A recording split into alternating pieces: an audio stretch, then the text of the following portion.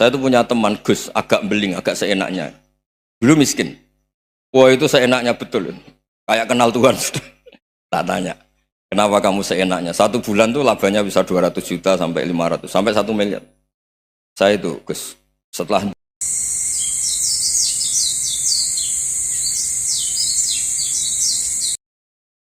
tadi katanya mau naik kelas ya. Kalau naik kelas dari rumah saya niatkan mari mengkaji diroyah. Diroyah itu melogikakan riwayat.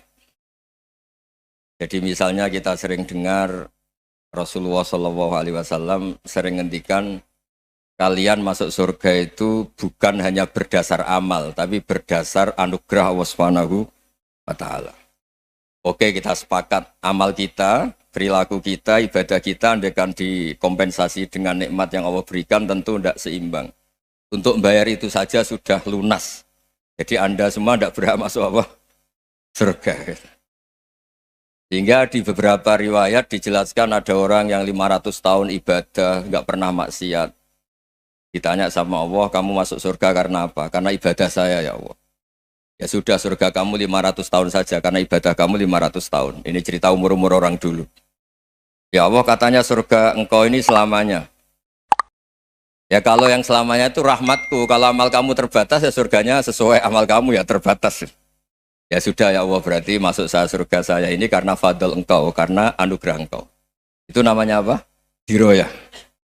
Diroyah itu satu kajian analisis di mana kita percaya riwayat, tapi kemudian punya logika, punya diroyah. Ini penting supaya tauhid kita ini kuat. Jadi dulu ada orang yang sangat cerdas, namanya Jubair bin Mut'im. Dia saking cerdasnya, juga kaya, juga tokoh, dikirim sebagai delegasi pembebasan Asra Badrin, tawanan Badar. Kemudian pas datang ke Masjid Nabawi, Nabi delalah pas baca Wattur wa kitabim mastur. Sampai pada titik Nabi baca Am khuliqu min ghairi syai'in am humul khaliqun. Apakah penciptaan yang sedemikian canggih itu dimulai tanpa perwujudan, tanpa sesuatu yang real, yang maujud? Orang itu langsung bersimpuh, matur, ya Rasulullah saya Islam. Kada qalbi yatir, hampir hati saya, otak saya, pikiran saya itu terbang. Karena logika yang dibangun ateisme misalnya, kalau alam raya ini dimulai dari nihilisme, berarti logikanya apa? Al-adamu yakhluqu maujudan. Alam raya ini kan maujud, maujud itu ada. Kalau yang lebih dulu itu ketiadaan, berarti ketiadaan menjadi sebab kewujudan. Kalau dalam bahasa Arab itu al-adamu yakhluqu maujudan, sesuatu yang harusnya nggak jadi faktor karena ketiadaan menjadi faktor sesuatu yang nyata. Itu kan nggak masuk akal. Ya kalau alam raya ini ada al-adam sing yasbiku maujudan, berarti alam raya ini al-adamu yakhluqu maujudan, sesuatu yang tidak ada menciptakan yang ada. Dengan logika itu terus kita ngaji. Diajari sama guru-guru kita, sifat dasar Allah itu maujud. Wallahu maujudun qadimun. Terus masuk. Yang harus distatuskan pertama dari Allah itu apa? Maujud, wujud. Karena dengan wujud ini layak menjadi penyebab adanya alam raya ini. Sehingga ketika kita menolak faham nihilisme atau ateisme, faham tanpa Tuhan, tanpa pencipta awal, kita punya diroyah. Bahwa tidak mungkin ketiadaan ini menjadi sebab perwujudan alam raya ini. Yaitu am khuliqu min ghairi syai'in. Masa alam raya ini diciptakan tanpa sebab yang nyata, yaitu wajibil wujud. Siapa itu? Allah Subhanahu wa Ta'ala. Begitu juga menyangkut sholawat. Orang boleh beda pendapat tentang redaksi sholawat. Ada yang sholli ala Muhammad, ala Sayyidina Muhammad, Nabi Muhammad. Monggo lah, masalah redaksi saja. Tapi setelah dianalisis, Nabi itu Pak Rektor, jadi Nabi setelah Nabi Isa saking dihormatinya sampai dituhankan. Juga jadi Nabi yang ada cerita masih hangat, orang Yahudi itu bunuh Nabi. Jadi yang satu mendudukkan Nabi sedemikian tinggi sampai kayak Tuhan, yang satu menjatuhkan Nabi sedemikian rendah sampai dibunuh. Kayak apa susahnya jadi Nabi Muhammad SAW. Kemudian dengan gampang hadatin agama ini bikin syariat yang bernama sholawat. Redaksinya monggo lah sesuai tradisi masing-masing. Allahumma sholli ala Muhammad, Allahumma sholli ala Sayyidina Muhammad, ala Nabiyina Muhammad, monggo lah. Tapi yang jelas redaksi ini kalau di diroyah dikaji, Allahumma itu Tuhan, Tuhan itu pemberi. Wa Muhammadun wa in jalla qadruh abdun min ibadi. Muhammad apapun tinggi derajatnya tetap berstatus hamba. Sehingga agama ini terjaga oleh sighatus sholawat. Agama ini terjaga oleh redaksi sholawat. Yaitu Allah tetap pemberi sebagai Tuhan yang enggak tersaingi, la syarikalah. Rasulullah Muhammad wa in jalla qadruh, apapun prestasinya, bisa mi'raj, bisa apa saja, tetap seorang hamba yang butuh muhtajun ila rahmatih. Jika redaksi Allahumma sholli ala Muhammad ini mengukuhkan yang Tuhan tetap Tuhan, hamba pilihan tetap hamba pilihan. Tentu dengan redaksi ini kemudian kita mendudukkan Nabi benar-benar posisi terhormat. Yaitu orang yang paling berhak dapat askat tahiyat, mendapat penghormatan Allah paling tinggi, yaitu Rasulullah Muhammad SAW. Dan itu diulang-ulang oleh Allah. Subhanalladzi asra bi abdi. Status hamba ini diulang-ulang. Lagi-lagi ini bernama diroyah. Bernama apa? Contoh ketiga misalnya fihi ayatum bayinatum maqamu Ibrahim. Dulu orang Yahudi itu ada diskusi masif. Syaratnya Nabi itu mbah-mbahnya harus Nabi, harus keturunan Nabi. Kemudian semua Nabi rata-rata di Palestina, di Syam. Lalu Muhammadnya asal-usulnya dari mana? Tahu-tahu orang Arab kok Nabi, padahal orang Arab itu dulu jahiliyah. Walhasil terus diceritakan, bukti Muhammad ini turunan Ibrahim adalah ada jejak kaki Nabi Ibrahim di dekat apa? Ka'bah. Fihi ayatum bayinatum maqamu Ibrahim. Kalau Nabi Ibrahim pernah di Mekah, artinya beliau pernah meninggalkan turunan yang di Mekah. Itu bernama Nabi Muhammadun sallallahu alaihi wasallam. Itu disebut fihi ayatum bayinatum maqamu Ibrahim. Nah, itu namanya diroyah. Diroyah itu satu perilaku keseharian kita beragama, kemudian tahu logikanya.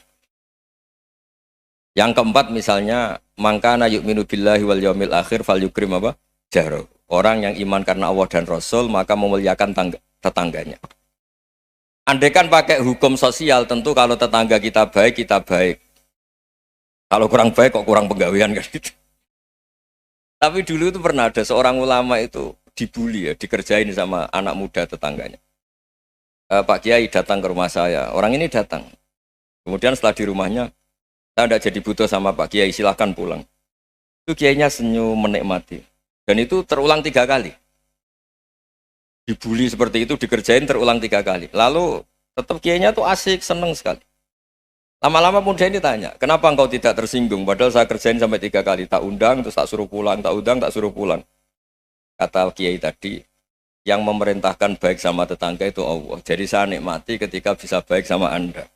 Tidak ada urusannya dengan perilaku Anda yang menolak saya. Nah itu terus kita tahu, memang motifnya kita baik sama tetangga karena iman sama Allah dan Rasul, bukan hukum kompensasi sosial. Jadi kalau mau diteruskan Pak Rektor, saya ngajar di sini ya karena perintah Allah itu orang alim harus ngajar, bukan karena perintah Rektor. Kalau diteruskan. Ya saya mohon juga gitu para dosen, para karyawan di sini kalau nggak khianat dengan UI itu karena takut sama Allah, jangan takut sama Rektor. Kalau Anda baik juga karena Allah, jangan baik karena apa? Rektor. Bagaimanapun ya semua kita ini makhluk. Makhluk itu la yadurru wa la yanfa. Begitu juga melihat Indonesia. Melihat saya ini kan ikut di UI itu lama sekali, ikut sama Profesor Zeni, dari Profesor Zeni nulis tafsir. Mungkin Pak Harsoyo tahu banyak, dulu Pak Lutfi ya tahu banyak. Tapi saya memang nggak pernah terbuka karena ya memang nggak ingin sebenarnya. Kondisi ini kondisi darurat. Sehingga saya tahu cara berpikir Profesor Zeni, ya tahu komitmen beliau pada UI. Dan pendiri UI memang ya banyak yang dari tokoh NU, Muhammadiyah, dari tokoh-tokoh ormas yang lain memang didirikan banyak orang. Hingga UI memang nggak milik ormas apa tertentu. Dari satu sisi memang baik, nggak dikuasai ormas tertentu. Tapi nanti kalau keterusan ya nggak berbentuk. Ya sudahlah dikelola saja. Sambil-sambil jelas, sambil-sambil kadang nggak jelas. Yang penting ikhlas tadi. Karena kalau terlalu asobia itu jadi repot. Kita ini yang nekuni fikih itu tahu kalau udah kuno itu madhabnya Hanafi. Kuno itu madhabnya Syafi'i. Tahu-tahu seakan-akan Imam Syafi'i itu NU, Imam Abu Hanifah itu Muhammadiyah. Padahal ini orang-orang yang sebelum NU dan apa? Muhammadiyah. Jadi kalau kita yang nekuni ilmu itu biasa saja dengan perbedaan. Tapi kalau orang-orang yang nggak siap dengan perbedaan itu sampai Allah disifati Ta'ala itu tidak terima. Padahal Ta'ala itu maknanya Maha Luhur, yang Maha Agung. Jadi ada seorang kiai kebetulan pidato pertama Pak Rektor. Assalamualaikum warahmatullahi ta'ala wabarakatuh. Di mubalik kedua ini nggak terima karena itu dianggap bid'ah ada Ta'ala. Hanya dia bilang Assalamualaikum warahmatullahi ta'ala wabarakatuh. Itu saking asobiahnya itu Allah ditambahi Ta'ala itu tidak terima. Padahal Ta'ala itu maknanya Maha Agung. Nah itu kan jadi repot kalau asobiah gitu. Kalau kita ngadepi perbedaan itu biasa saja. Karena kita mungkin bacanya banyak, lihat hal-hal seperti itu ya biasa saja. Karena dulu itu perbedaan itu urusan sudut pandang. Ya saya ulang lagi, perbedaan itu sudut. Allah yang Tuhan saja sering didebat sama nabi-nabinya. Karena urusan sudut pandang apa? Saya beri contoh ya. Suatu saat Khalilur Rahman Ibrahim itu saatnya meninggal sama Allah, Israel disuruh. Itu Ibrahim saatnya meninggal, ambil nyawanya. Setelah datang ke Ibrahim, ya Khalilur Rahman Ibrahim, saya disuruh nyabut nyawa Anda. Itu Israel dipaksa mikir sama Ibrahim. Hal ra'aita khalilan yumitu khalilah. Kamu tahu orang yang mencintai kemudian bunuh yang dicintai. Itu logika agak benar. Akhirnya Israel kan nggak biasa debat, kan nggak dilatih debat, nggak pernah ikut lomba UI debat ilmiah. Dia taunya nyambut nyawa aja. Kembali ke Allah. Ya Allah, kata Ibrahim, hal ra'aita khalilan yumitu khalilah. Masa kekasih bunuh yang dicintai ya. Tapi kata Allah santai. Bilang ke Ibrahim, hal ra'aita habiban yakrahu ayyalqa habibah. Masa katanya dia cinta saya, kemudian ketemu saya tidak berani. Israel mater lagi. Logikanya gini Ibrahim, masa yang dicintai sama yang ketemu yang dicintai nggak berani? Ya udah ketemu aja. Katanya yang meninggal itu. Artinya kamu bisa saja GR tidak mati-mati karena merasa dicintai, atau ingin mati karena mencintai. Nah maksud saya dalam hal-hal seperti ini orang UI pasti nggak jelas. Katanya cinta Allah suruh mati ya nggak mau. Nggak jelas kan? Dibilang nggak cinta juga nggak mau. Tapi dibilang cinta kalau ukurannya mati juga enggak mau. Nah, tapi dalam banyak hal enggak jelas itu penting Pak Rektor. Penting sekali. Buatan Buyan, saya beri contoh sekian ilmiah, enggak jelas itu penting. Rasulullah SAW itu dalam banyak hal itu disuruh Allah, memang disuruh supaya ngambil sikap seperti itu. Karena Allah itu punya otoritas penuh untuk bikin orang itu baik atau enggak baik. Wahsy itu yang membunuh Sayyid Hamzah, orang paling dicintai Nabi, di antara yang dicintai Nabi. Qatalahu Wahsyun, dibunuh oleh Wahsy. Nabi secara basarnya itu gak suka sama Wahsy. Sampai cara lahir ya ingin corong Jawa, ingin masuk nol. Tapi apa kata Allah? Laisa laka minal amri syai'un aw yatuba alaihim aw yu'adziba. Itu tidak wilayah kamu Muhammad. Malah Wahsy dikasih tobat sama Allah. Khalid bin Walid, itu perang Uhud kalah itu karena ide brilian Khalid bin Walid. Pas itu masih panglima kafir. Yaitu pura-pura kalah, ghanimah dilepas, sahabat turun, pasukannya naik, walhasil orang Islam kalah. Khalid bin Walid akhirnya juga masuk Islam. Orang yang secara basariah Nabi itu gak siap. Kebalikannya juga ada. Sa'labah itu orang sampai gelar hamamatul masjid. Ini pas ngaji mesti ingat. Salah. Dia di masjid terus. Setiap habis salam tuh lari karena istrinya nyuwun sewu masih berpakaian yang tidak pantas. Kenapa engkau terburu-buru pulang? Pakaian yang dipakai istri saya sekarang saya pakai. Ya pakaian sarung itu kayak Pak Rektor kan fleksibel. Ini khusus mau Ramadan, tidak akan sarungan terus, gak usah khawatir. Jadi ini tadi sudah janjian. Saya yang kiai celananan, beliau yang rektor pakai sarung. Jadi iya. Supaya itu barter madhab. Tapi hanya sekali ini aja, bukan. Jadi jangan diharapkan ini jadi tontonan terus-menerus. Dan ini barter mata. Saya sama Profesor Kores juga sering gitu. Saya pakai sarung yang dihadiahi beliau pakai sarung yang dihadiahi saya. Memang itu tradisi Islam. Tahadau tahabu, kamu saling memberi hadiah, maka kamu saling mencintai. bukan riswah, bukan riswah. Walhasil terus Sa'labah ini mbok saya didoakan Nabi supaya saya kaya, supaya tidak sering ganti-ganti pakaian seperti ini sama istri saya. Jangan-jangan kamu miskin itu lebih baik. Ngotot minta didoakan. Didoain Nabi kaya, terus lama-lama ninggal sholat, ninggal jamaah. Itu Allah belum tersinggung. Yang mulai Allah tersinggung itu kan saya sering fatwa di mana-mana, sering memberi saran. Mumpung kamu miskin itu sering sedekah, karena kalau sudah kaya itu tidak bisa. Saya memberi analogi gini. Kalau saya masih santri miskin, punya uang 100.000, diminta guru saya 50 tak kasihkan, padahal itu 50%. Punya 2 kambing kurus, diminta guru saya 1 pasti tak kasihkan, padahal itu 50%. Jadi kalau punya sapi Brahman atau sapi limusin yang harganya itu 100 juta, punya 2, diminta 1 boleh enggak? Enggak boleh. Saya punya motor butut 2, diminta teman saya 1 boleh, tapi kalau Davidson Harley itu enggak boleh itu. Nah, walhasil itu kalau kita miskin, misalnya kita zaman kuliah atau zaman mondok atau zaman apa saja, punya uang 100.000, nartik temannya sampai 50.000 kan biasa. Tapi setelah 1 miliar, berani nggak kamu kasihkan 500 juta? Sama-sama 50%? Enggak kan? Nah Sa'labah gitu, ketika zakat masih per 40 kambing 1 kambing, itu sebenarnya kan masih ringan. 41, 82. Kambingnya itu sudah mabenal jabalen. Barang dihitung zakat karena sudah ribuan, jumlahnya sampai 400 kambing. Banyak lah pokoknya. Terus kata Sa'labah, ini pemerasan. Karena jumlahnya besar. Allah tersinggung karena nabinya dianggap narik zakat itu dianggap khorot, dianggap pemeras. Allah tersinggung kemudian fa'aqobahum nifakon fi qulubihim ila yaumil. Dia ditegur munafik. Semenjak itu terus tadi kembali gak jelas tadi. Barkohnya gak jelas itu menjadi orang tuh bijak. Ini sekarang nakal, jangan-jangan nanti jadi orang baik. Yang sekarang baik, jangan-jangan suatu saat jadi tidak baik. Semua orang introspeksi. Gak ada jaminan kalau kita sekarang baik akan baik terus. Gak ada jaminan kalau kita sekarang buruk akan buruk terus. Sehingga terus banyak kiai-kiai bijak itu memang lahirnya gak tegas. Tapi gak tegas itu yang menjadikan bijak. Karena sama-sama mungkin. Itu yang disebut laisa laka minal amri syai'un aw yatuba alaihim wa yu'adzibum. Itu tidak wilayah kamu. Ketika Allah mengomentari orang munafik juga wa yu'adzibal munafiqina insya'a aw yatub.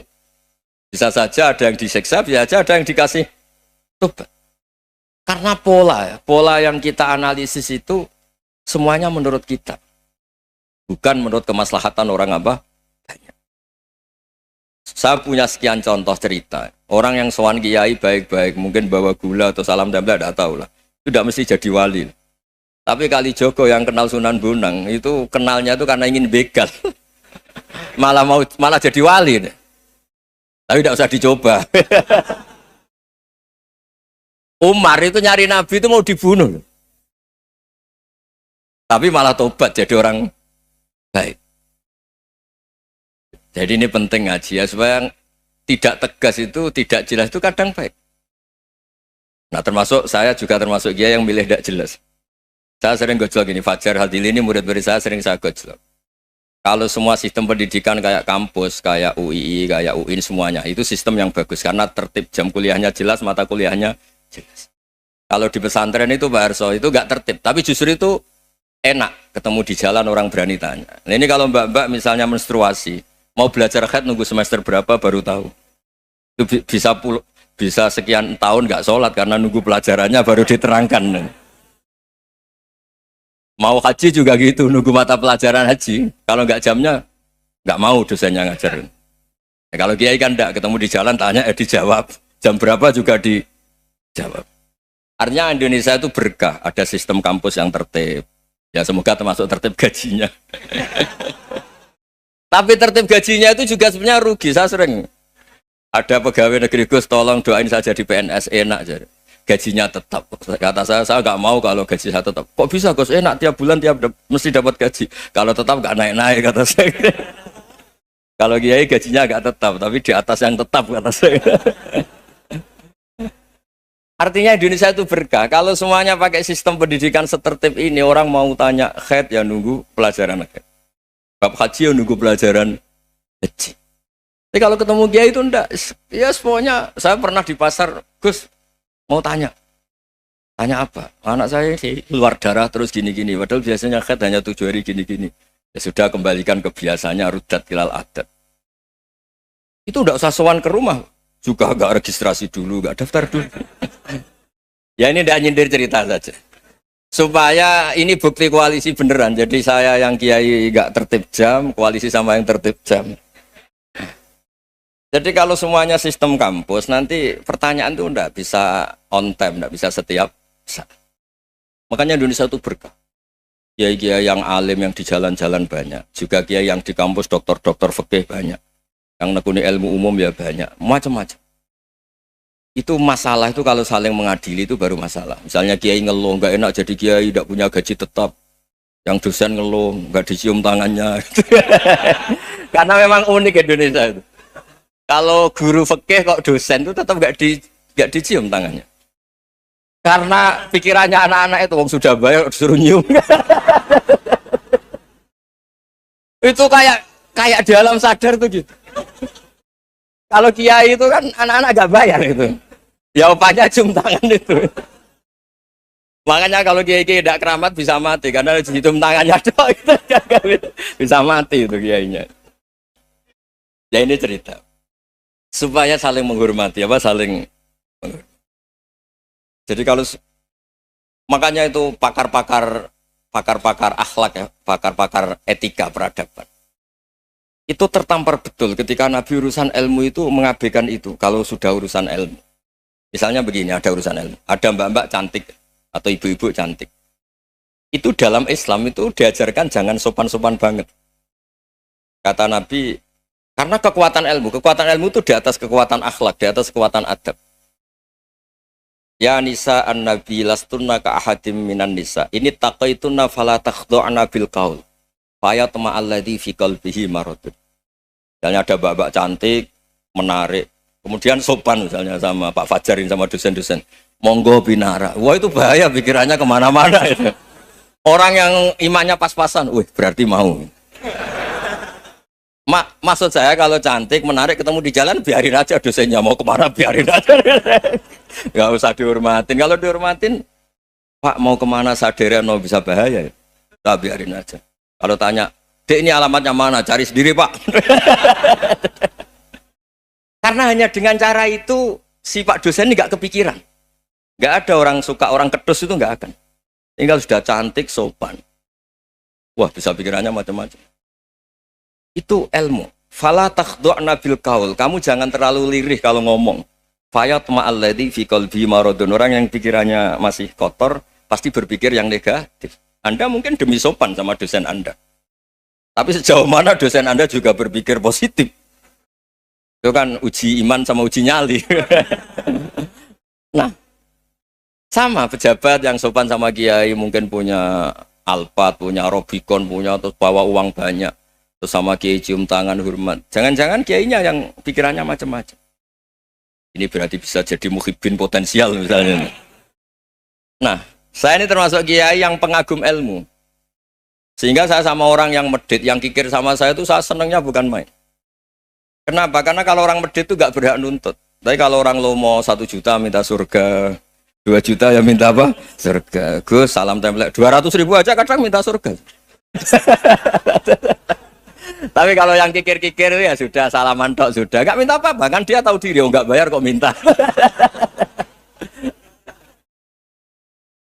Maksud saya Islam itu luas, dinikmati saja Pak, dinikmati saja. Nah itu diroya, maksudnya itu diroya. Diroya itu kamu tahu aturan Islam itu kamu harus yakin khairihi wa syarrihi minallah, semua itu ujian, tapi kemudian dikaji.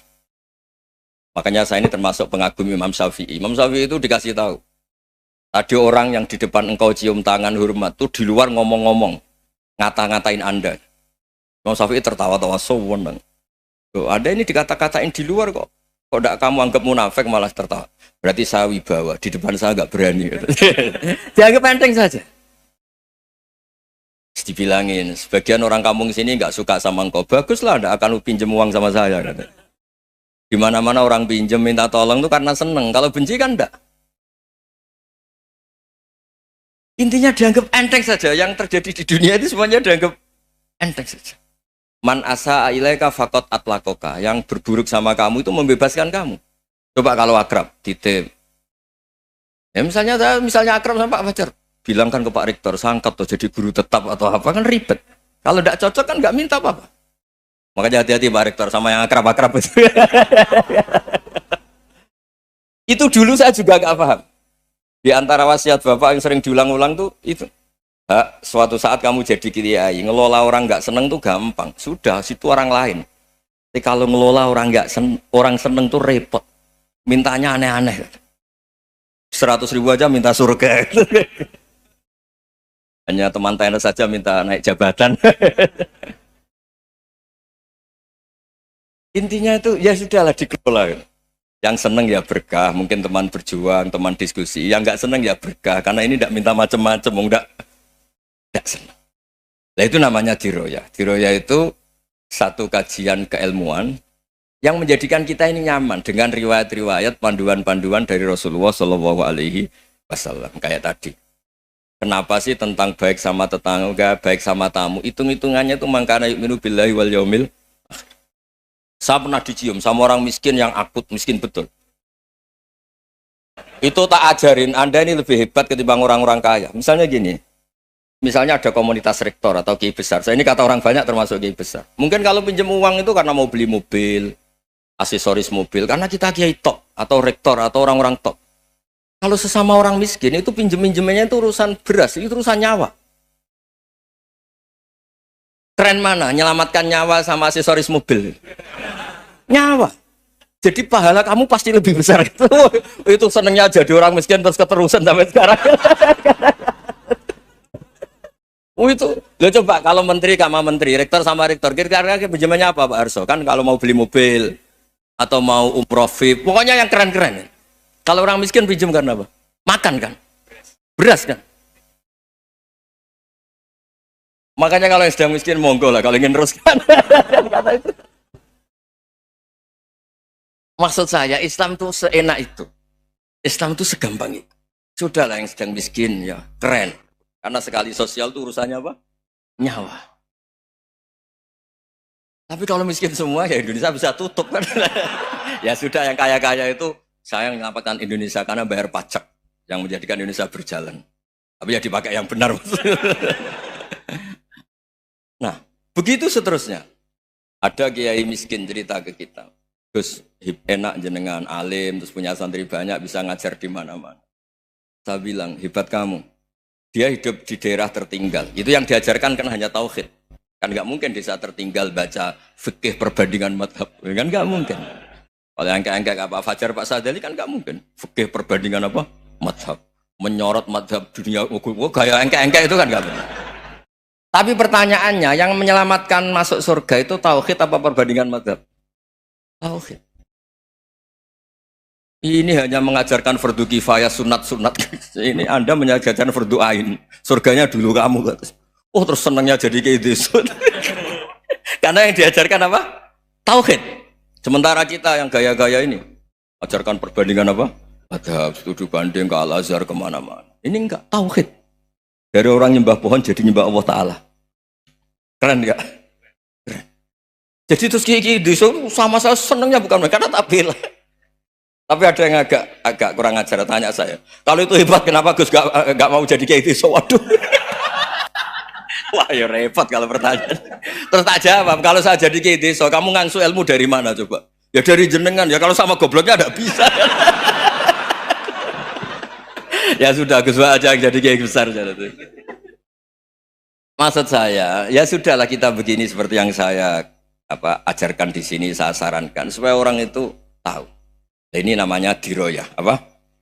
Makanya kata Imam Ghazali itu kalau kamu ingin sopan gampang melihat anak kecil, wa aqallu minni dzamban, dia dosanya lebih kecil. Karena masih kecil kan, tentu secara dosa enggak banyak. Kalau melihat orang yang tua, wa aktsaru minni ibadatan, dia tentu ibadahnya lebih banyak karena umurnya lebih banyak. Sehingga terus semua orang lain tuh di depan kita itu hebat. Ya semua orang lain sama misalnya Pak ini rektor, misalnya Fathul Wahid rektor, tanggung jawabnya lebih banyak, berarti pahalanya lebih banyak.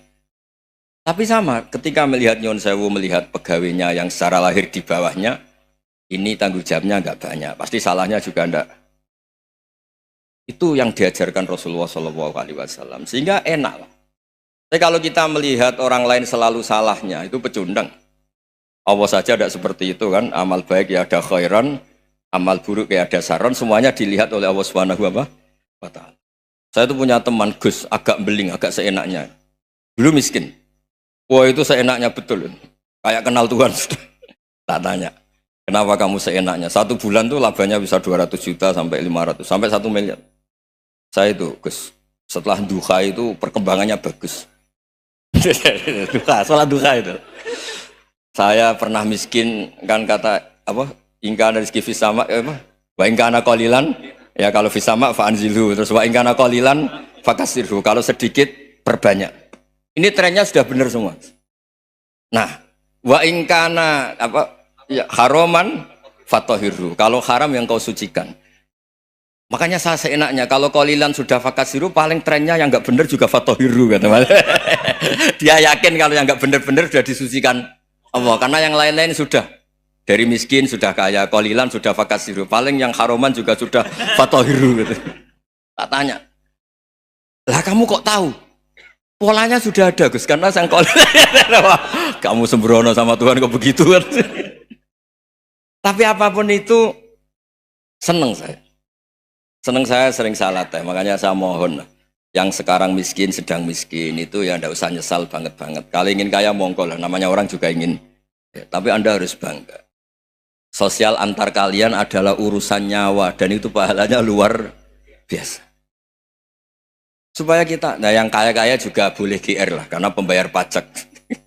Dan itu bisa menyelamatkan apa? Indonesia Raya. Begitu seterusnya. Itu yang diajarkan Nabi, antawadhu hatta la yabghiya ahadun ala ahadin. Kamu semua harus tawadhu sehingga antar kalian tidak saling tidak sopan, tidak saling liar, tidak saling mendolimi.